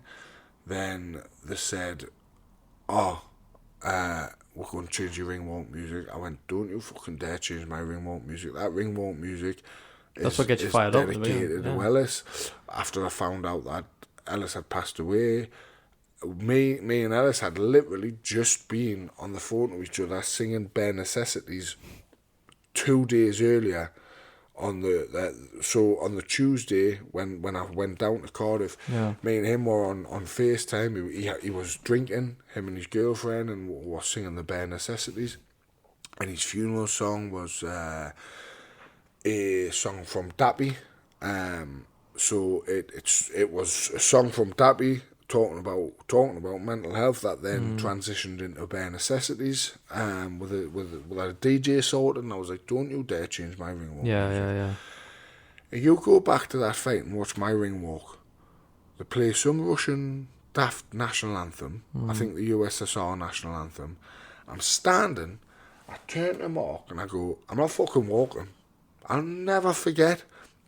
Mark's standing there, I'm there at the top of the thingy waiting for this song to come on, and some USSR, this gimmick, from the hierarchy, who were just totally taking the piss with a thing. They didn't listen to you. I think that was what must have pissed you off the most. So they just didn't take you into consideration. Well, I turns to Mark and I goes, I'm not walking. And Mark was like, Stephen Howard. Right. So before you fight, you get told how many people are watching. So I was the second fight on Sky, and they had just come in. He's called The Whip, and he was like, "There's 2.6 million watching," and that's not on Fire Sticks, because I mean 90% of people haven't got Sky. Yeah. I mean, there's loads of other streams going on that. Yeah. So that's 2.6 million on Sky, and then probably another million on Fire Stick. So, and Mark was like, "Stephen, you need to walk." And I watched that ring walk. I'm arguing with Mark. I walks down the ring. I was that close, and I wish I had have just went, "Fuck yous," in front of the camera, walked under the ropes, and walked away. Because you watch that fight, and not once do they come to my corner during the minute break, and that's what normally they do. The cameras go, because Mark's going, "See what you're doing?" And I'm going, "Fuck off, you prick. I don't want to be fighting. I'm not. But I wanted him to knock us out. You wanted it over with. I just wanted to be hurt. I just wanted to be hurt. That whole fight, I boxed with my hands down. I was going, hit his man. Hey, bang, bang, bang. And I was just standing. Your mind wasn't on the fight. It was on the. I was gone. I was gone. Fourth round, I come back in the corner, and there was a big, massive screen. And I looks up, and you see Shane Gill go, bam, bam, and I just go, boom, and my hair move. And I went, I says to Mark, I went, "What round we in?" Mark went, "You're going into the fifth." I went, "Am I losing?" He went, "Aye, every round." Says, you've been, I can't even remember. I remember being there, but I can't even remember. I can't remember the rounds.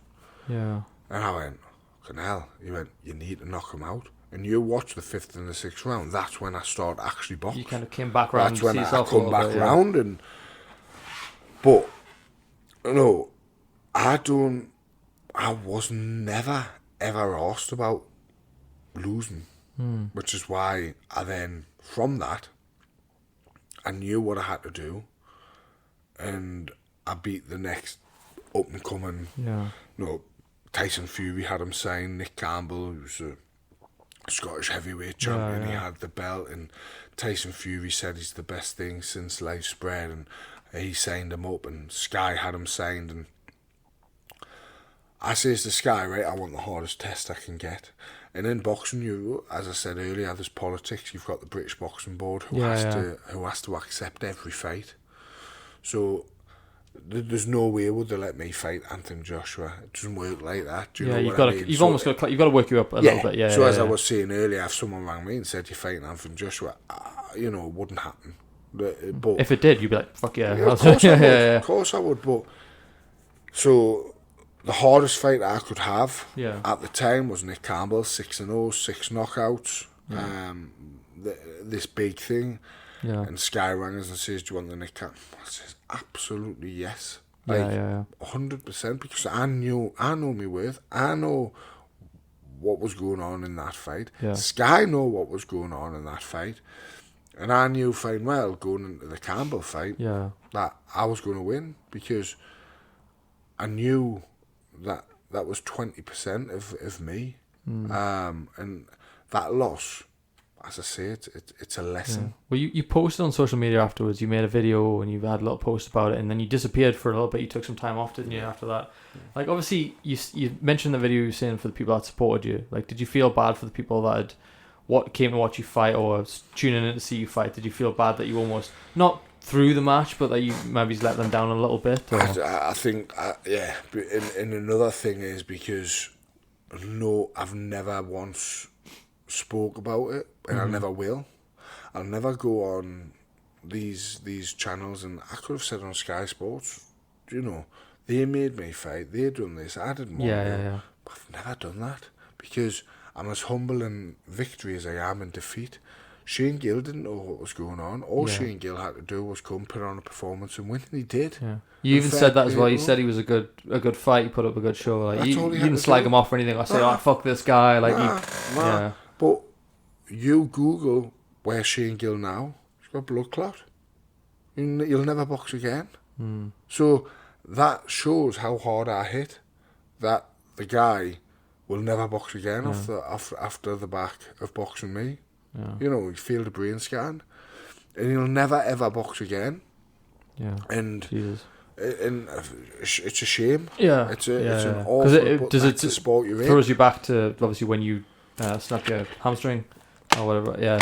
Yeah, and it's like it does getting that taken away from you. But that's the sport we're in, and Yeah. that's why I hate these people who sit on social media and keyboards, and that's not just in boxing, it's in life, because we're all these people who sit and talk about mental health and being an advocate for mental health, and we need to help people, and we need to be there for people. And then the same people will sit there, you know, resting a can of Foster's on the belly, eating a kebab with chili sauce all over the finger, sitting on the iPad writing, shit.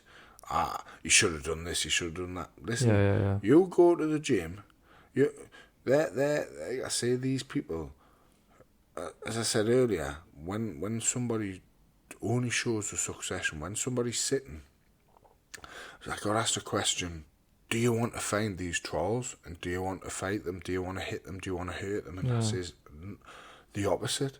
I want to ring these trolls and say, are you alright? Because these are struggling. Hurt people. These, of course they are. These are unhappy with their lives. So what do? They go on social media in the hopes that I comment, or that they get a like, or somebody else who's unhappy comments going, ha ha ha, that's fantastic, yes, I agree. And then they have a full-on conversation on the thread. You see there, they probably become friends off the back of slagging me off. Misery loves miserable company, man. But anybody, and unfortunately, these people are in a dark place that they feel the need to put others down because they're not happy with their own life. Like I say, I couldn't think of anything worse than going and saying to them, well, get in the ring. Like, that's why I never respond to them. That's why I never reply to them. You see people reply to them and getting angry, and there's no point. That's what they thrive off. Exactly. But mate, so obviously I've got a lot of fitness fans who listen to this. A lot of people are into the gym and stuff like that. So I want to take a break from your personal story and just ask a bit about what it's like to actually be training for a fight, to be a boxer, like behind the scenes almost, right? So can you tell me what sort of obviously the training and the diet, sort of like, what's that when you're training for a fight? What calories you on? How many days are you training? Like, what's that like for you? So obviously I'm heavyweight, so everybody's different. Mm-hmm. So the most boxers will have a nutritionist. Yeah. Or they'll you know your body. Everybody's bodies are different. Yeah. You know, for what might work for someone might not work for the other. So for me, I fast every day. Mm-hmm. I don't eat my first meal till 2:00. Not for a fitness benefit, not just simply because I'm not hungry. And I found that when I come back from Hong Kong, I was very, very jet lagged. And I think I sort of found myself not eating till 3-4 o'clock because I wasn't hungry. And I'd eat till sort of 4 in the morning. Yeah.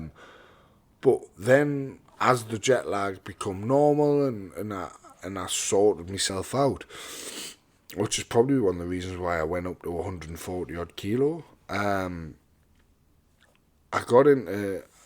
just didn't ever feel the need for breakfast. You know, but that's not me telling people not to have breakfast. Yeah, it's just it works for you. Yeah, it's just, you know, it's an important meal of the day. The nutritionist, there's a science behind it that it's an important meal of the day. It just isn't for me. When they say that, do you know who sold the lie that breakfast? Kellogg's. Yeah. If you've heard that breakfast is the most important meal of the day, it's not. Breakfast cereal companies sold you that lie. Yeah. But it's like, as well as the cholesterol in eggs. They're the same people who said that eggs will cause heart attacks and cause this, because I'm waiting for mine. I have 4 eggs every morning. I'm still waiting for my heart attack. Yeah, 100%. Yeah, it's like we always say here at the gym. We always say the most important meal is the next one. The most important sleep is the next one. The next one. The most important training is the next one. Yeah. And it's like, because with that mentality, you just keep going. But it's actually funny that you said that the science behind it, because for us early ancestors, like, are you into that sort of stuff where you talk about the events? Yeah, massively. So obviously, like, we used to, we didn't just have, cornflakes in wet tent or a little mud hut or whatever. We had to go out and hunt for food. So we would have like no food for most of the day, have a massive fuck off feast in the middle of the day, and then go to sleep a little bit hungrier, right? Would eat that sort of midday once people have brought back the meat and stuff. And part of us is still a little bit like that. We get, I don't know whether you get this when you don't eat for, say, till 2:00. Do you get that a little bit more focus now? Have you got to that stage where you're a little bit more alert and you're like, you've got past the hunger stage of like, oh shit, I really just want some fucking Cocoa Pops, and now you're just like, I'm a bit more focused? So three times in the year I do a 72-hour fast. Nice. And it's weird because 72 hours in, you're still shitting. And that's what I always say. That's how you know what's in your body. Yeah, you've still got it stored because in there. you're still having a shit 72 hours later. Yeah. How? Yeah. I'm not here for 72 hours. And the hardest part about a 72 hours fast, as well as training twice a day, is your brain. Because your brain's saying, I'm starving. But like you say, animals and humans sometimes used to go 3, 4, 5, 6 days without food. Because you had to catch it. Lions don't eat for a week, sometimes 2 weeks. Yeah. Anacondas have one meal and they don't eat for a month. Yeah. Yeah. Us as humans, when the cavemen, the Neanderthals, that's what our appendix is for, to break down cherries, sticks, leaves, dirt, really, is it? It's trees. dirt, it's all the stuff from dirt. Yeah. Because you didn't know when your next meal was. Yeah. You didn't know when you were going to... That's why your body stores it as well. Because it's like, yeah. And that's why we store water. That, cactuses, camels, because you don't know when your next drink is, you don't know when your next meal is. The body is an amazing thing that people are so... I'm going to use the word ignorant about looking into what it actually does. And, when you're hungry, it's the same as with training though. When you think you're done, when you've done that last burpee and you think, I can't do any more, you're at 70% of what you can really do. Yeah. There's always that little bit more. But that's what I loved about having a trainer, was because when you're on your own, you're like, I can let that one go. With when I trained with Paul as well, like obviously I said like sometimes I used to go in there, I'd be sick. If you asked him now, Paul is sure that I was sick that time on the road machine. I tell him I was just retching. He's like, no, you were fucking sick, rock solid. But like in going through the training stuff, when you've got a trainer, he's like, you're gonna do one more rep, you're doing one more, and even if they have to like slightly help you or support your arms or whatever, you get that done because you're being held accountable as well. Yeah. And I think that's the reason a lot of people don't understand their bodies, is because no one's holding them accountable. No one's teaching them this stuff. No one's teaching them that you're probably not hungry, you're just eating because you're bored. Or I had an emotional eating coach on here who said we eat a lot for emotional voids. So we're filling where sadness, where overly emotional state with food. And that's why a lot of people now are obese, or we're in an obesity epidemic. And it's like, because people are just filling their voids with food. If it's not drink, it's food. If it's not tabs, it's food. Do you know what I mean? It's that endless cycle of like, I've got something missing, I'm going to fill it with food as well. Yes, but at the same time, when we are sad, when we are depressed, we release leptin, which is the hunger hormone. So if you haven't got the mindset to say, no, I'll have a carrot, I'll have an apple, I'll have some celery, I'll go on a walk, where leptin is then getting rid of, and you start to release serotonin, you start to release the happy hormone, and that's forgot about. Your brain is now not hungry.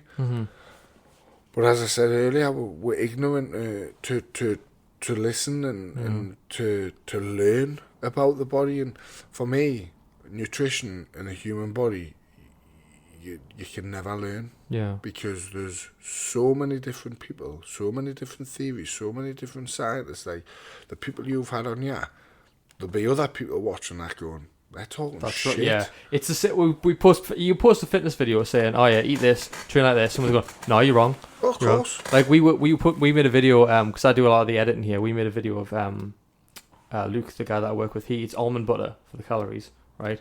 And some guy was like, that's wrong. That's not going to help you. He was like, well, it works for me, so I'm going to, hopefully it helps someone else, That's exactly what I tell everybody. I don't believe in 70% of supplements. I believe in very little supplements to take. I think there's Which ones would you recommend? Which ones do you think work? So for me, creatine, I think it's the oldest and most scientifically approved supplement in the world. It's the most it's the most backed and used, really. backed. That's the word I was thinking of. Thank you. It's the most backed supplement in the world, and 5 milligrams of creatine every morning, I think, is very important. I'll go on to what I take. So I take 5 milligrams of creatine every morning. Yeah.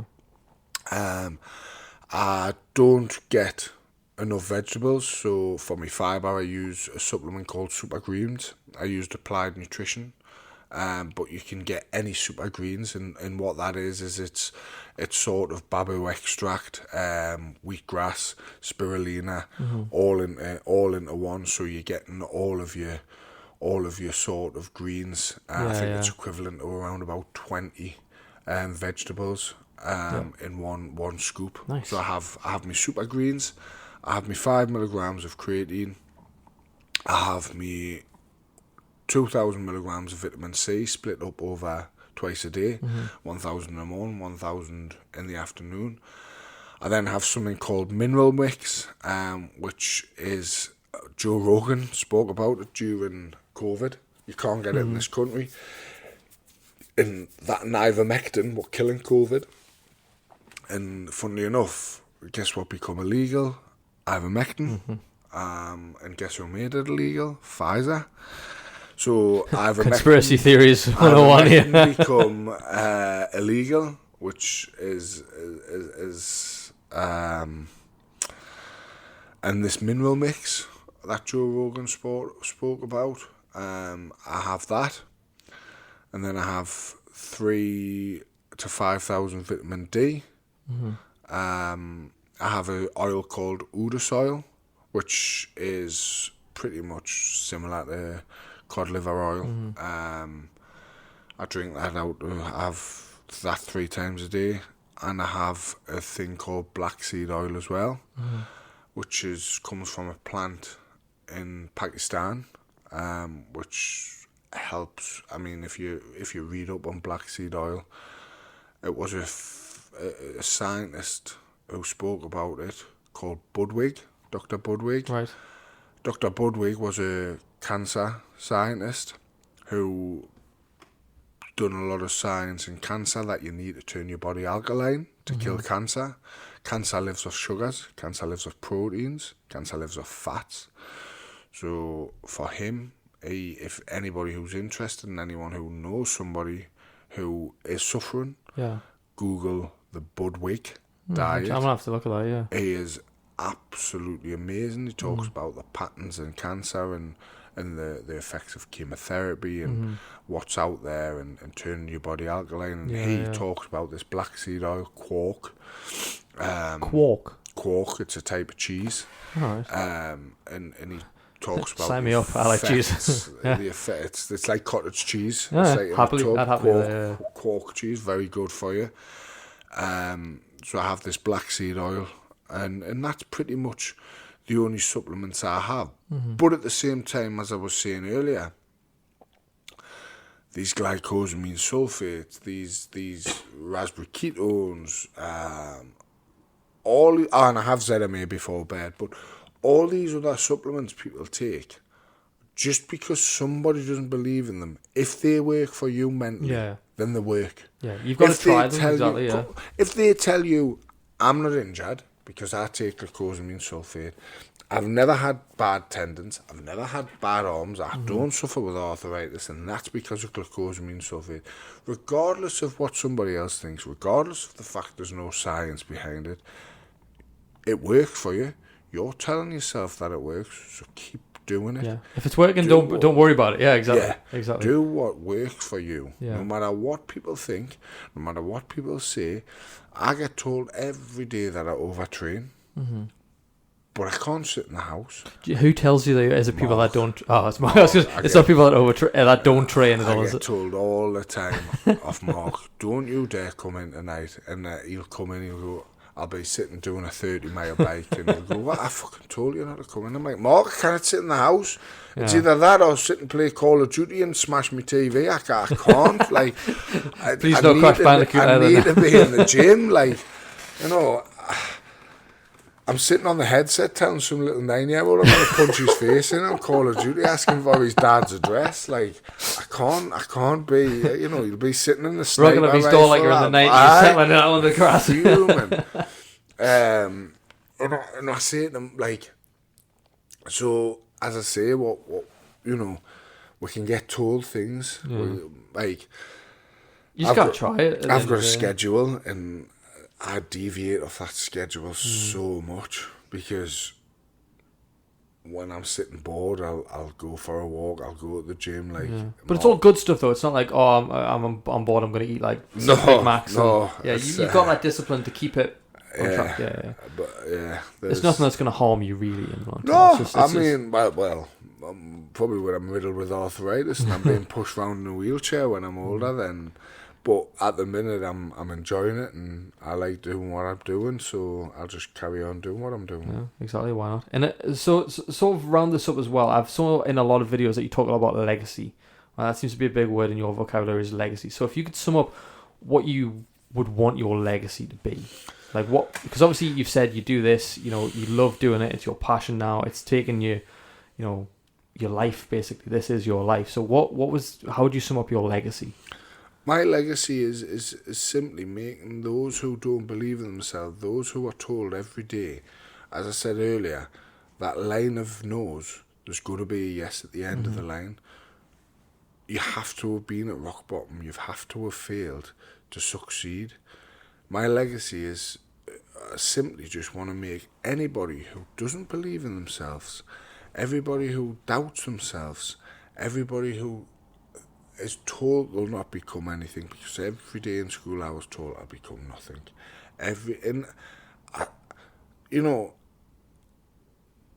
people will think that I'm still nothing because I haven't got a GCSE. I'm not working 9 to 5, pulling in 70 grand a year. You know, being an HR manager or this of a massive company, but I'm doing something I love every single day with amazing people around us, pushing us on. And for me, that is a legacy. And just never accept being ordinary, never accept you get one chance of life. The worst thing to do is hit 50 and go, I wish. I'll never have an I wish. I wish I had done that. Yeah. If only I did that. If only I had have done that back then I would be. For me, I'll like never ever have that wish, because you don't know what's around the corner. I found that with Ellis. I found that with family members. We don't know what's around the corner for us. And you know, there are reasons in why I do this, because I do want people to believe in themselves that don't believe in themselves. I don't want world titles. I don't want £10 million in my account. It would be beautiful. I'm in the sport for, you know, where there is world titles to be won, where there's big money to be involved in. That would be fantastic. I'd be talking shit if I said it wouldn't be nice, fantastic, you know. But at the same time, I'm doing it because I've always been that kid who's never had nothing, who was told he'll have nothing, who didn't believe in himself, you know. And I've been given opportunity after opportunity after opportunity, and I've had so many no's, but for every no, I've gotten and I've had a yes. And those who aren't happy, I've always said, think of a time when you were happy. Think of a time when you had succeeded, because that time is there. And when you can think of that time and you think, oh, fucking hell, I can be happy, I am capable of succession, I am capable of succeeding. Think about that and realise that your mindset has been there, you have been there, and you can go back there. Don't accept ordinary. Don't accept cruise control. Don't accept people telling you can't do this, you can't do that, because you can. And that's what my leg is. That's what I want to do.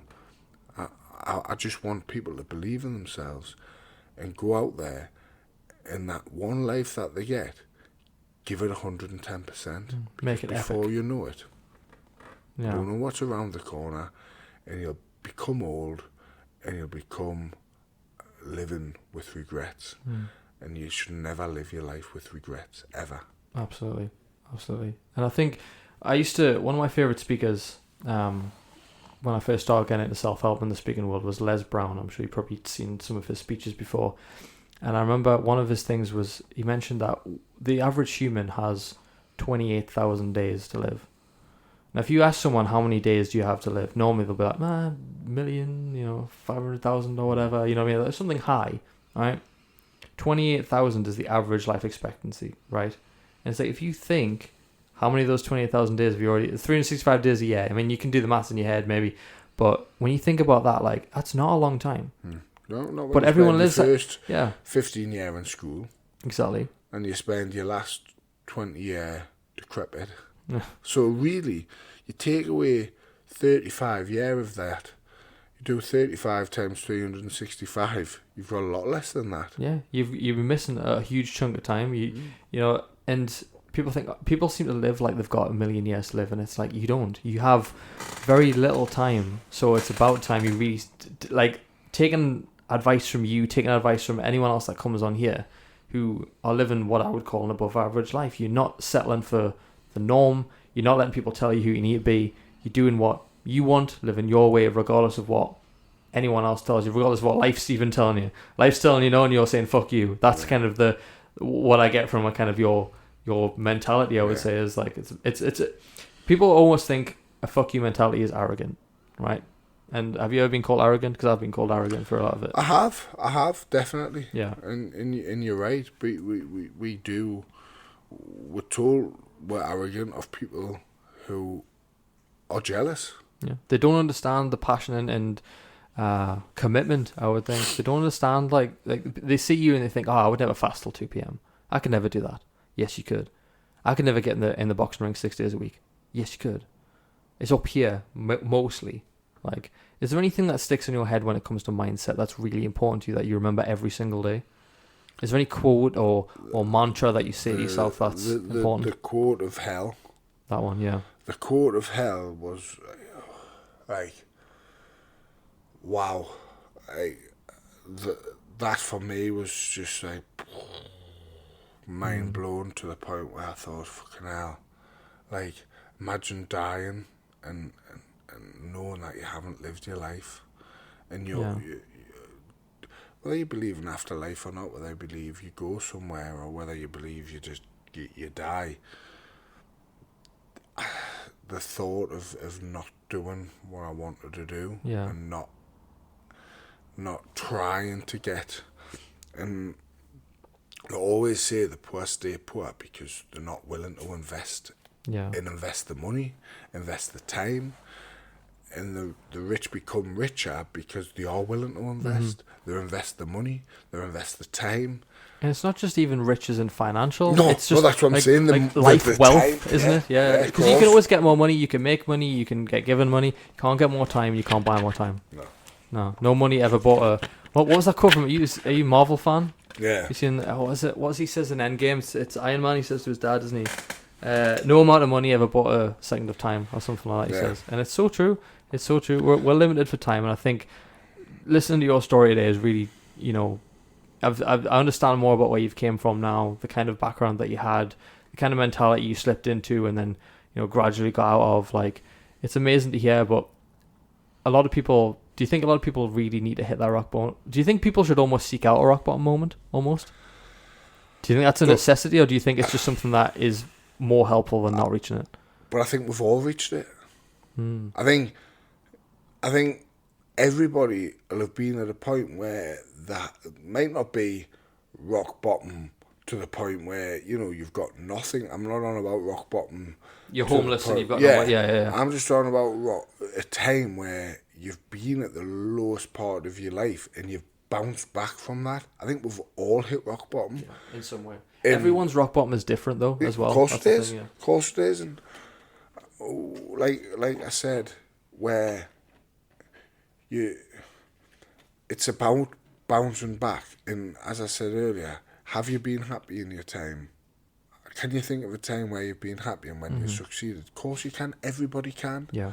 And if you think back to that time, then you realise, I can be happy. Yeah. I can succeed. But we're getting to our heads that we can't succeed. We can't be happy. Yeah. And this is when the NHS come in and give you these tablets. And you take these tablets to numb everything. Yeah. And you never allow your brain to release that serotonin to say, actually, I'm going to do this, because you just numb it. You numb it. You numb it with the vodka. tablets just attack the symptoms. They don't attack the cause. The cause of that unhappiness needs to be addressed. 100%, yeah. So, Stephen, mate, what is next for you? What's the next milestone? What's the next... I know you said you're not bothered about titles, but what's the next one that you would like to go for? What's next for you in your life, mate? It's... Like I say, it's funny with boxing, because it's so politically... I was meant to be fighting in April.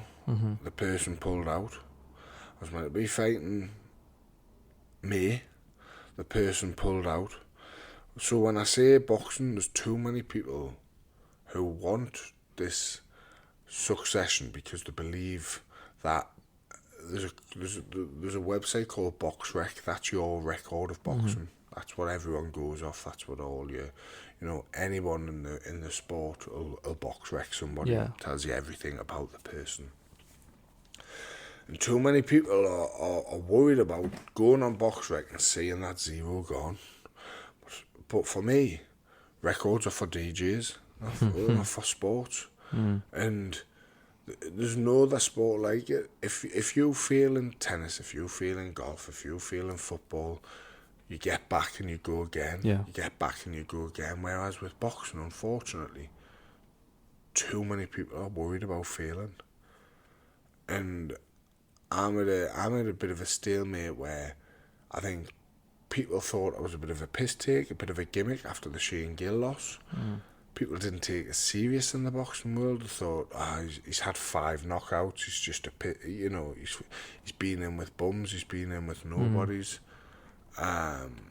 Which, by the way, I never took that route. You look at my box rec, what we're talking about, and I've never fought a journeyman, ever. I've never fought somebody with 90 losses. All my wins were against people with winnable records. They weren't easy wins.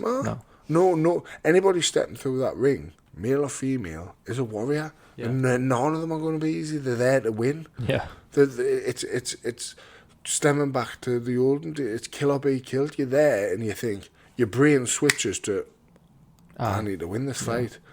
It's a gladiator sport. We're in the middle of that ring. We're Spartans. I need to come out here alive. And that's how your mentality is. Yeah. And as you said earlier, you see it in my punches where everything's got intent because I have to. You're not just flinging your arms, you're just like, there's a punch. Because there's somebody there to hurt me, and I need to be taken out of that ring victorious, no matter what. And that's how my mindset is. And unfortunately, there's not enough people with that mindset where all they want is just this mollycoddled record. And I think after the Shane Gill loss, people took us as though, he's just this gimmick. And then when Nick Campbell said, I'll fight him, it'll be, it'll be a good fight, it'll be, I'm 6'7", he's 6'7", I'm 19 stone, I come from a professional rugby, he comes from football. And the stories were very similar. We're both going into boxing, we're both the same height, he was heavier. Everything was similar.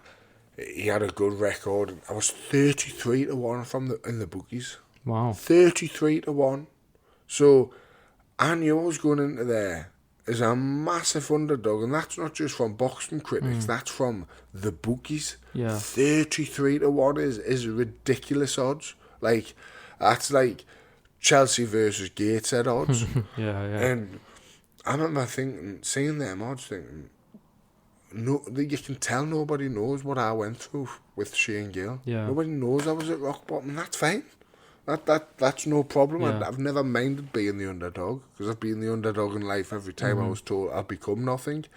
And I ended up in America, and I ended up in Hong Kong. I've travelled the world through football. You know, I tell my teachers there that are sitting miserable because they come home at 6 o'clock, have to mark work and go back to school. I just think, fuck you.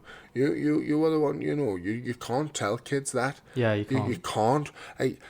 Some of my school reports, I remember posting a school report, you might have seen on Instagram earlier, saying he'll be nothing, he's embarrassing to teach, he'll never... And teachers were messaging me going, is that real? Like, did the teacher really say that about you? And I was like, aye. Do you think maybe if they'd wrote nice things, do you think it would have spurred you on to be as successful as you have been, or do you think it's kind of helped? Nah, I don't think... Because you keep that fuck you in the back of your mind, it kind of spurs you on a little bit. You do, but like, even my mum talks about it and laughs about it, because I used to say to my mum, what's the point in going in for parents evening, ma? They're all haters. What's the point? And she'd be like... And she used to go in and the teachers would go, he's great, Stephen. And she'd go, don't lie. I've seen your reports. Yeah. I've seen the red comments. He gets lines off you every week. Don't lie to us. And my mum was amazing. Like, she supported us so much. Yeah. Like, you know, and my dad, they supported us so much through school, knowing that it was a shit hard time. Yeah. But going back to the boxing and being at a stalemate, it's hard, because after that Nick Campbell win and winning in 4 rounds and winning in sort of quick succession against somebody who I should never have won against, people are thinking, fuck. Do you actually take me seriously now? Nick Campbell's come out and said he had 54 amateur fights. He's done thousands of rounds of sparring with the best in the world. Tyson Fury had him signed up. He was sparring Tyson Fury every day. He had 7 amateur fights. He says he's never, ever, ever been hit like it in a podcast. He says it was like getting hit off a brick. He says he can't explain. He says, I didn't even realise. He says... And that's not me, like we said earlier, he said that, you know what I mean? This will be people going, oh, he sounds arrogant. Like, this isn't coming from me. I don't sit there and say I hit hard, but I'm sure my record and the people lying on the back does. And I think off the back of the Nick Campbell, that was in December. I think off the back of that, people have thought, block. Yeah. And as I say, I'm not allowed to fight the people there because of the British Boxing Board, so I have to fight the people there, then there. I think I'm ranked 115th in the world and 12th in the UK. So is the goal? Do you think the goal's climb that list then? 100%. Yeah. I'm fighting June 24th against Frank Ignatius, who's ranked 9th. Nice. He's 9-0. Very, very, very tidy boxer. I know, but he's the only one, and fair play to Frank, he's the only one that's accepted the fight. I've had 3 people pull out on us who said on social media, I'll fight him, he's a bum. And then when we've contacted him, I said, all right then, let's go. They pussied out. Oh, well, nice. Actually, and this is what I stem back to, people are all happy sitting behind a computer screen talking shit about others. And it's... Yeah, when it comes to it, they pull out. And it's so that goes, and I wouldn't go out on the social media and go, listen, you little prick, you're a pussy, you've told me that you'll fight us on social media, but you're not... Why? It's not worth it, because you just look like antagonistic and stuff, yeah. So I just let them dig their own grave. Yeah, because people go, why aren't you fighting Steve Robinson? What happened?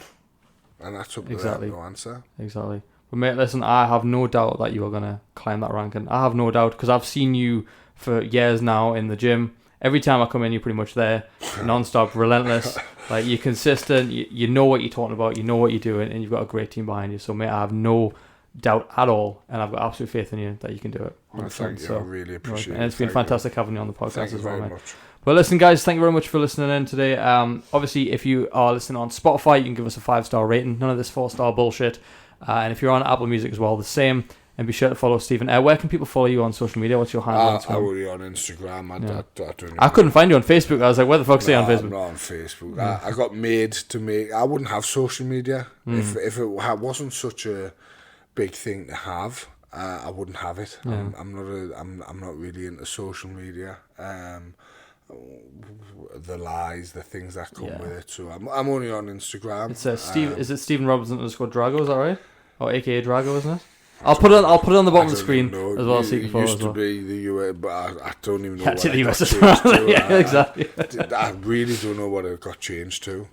Stephen Robinson something. And I'm pretty sure it's _AKA Drago or something like that. But I'll put it on the bottom of the screen, guys. You can follow all Stephen's career and see him climb the top and kick the absolute living shit out of Tyson Fury.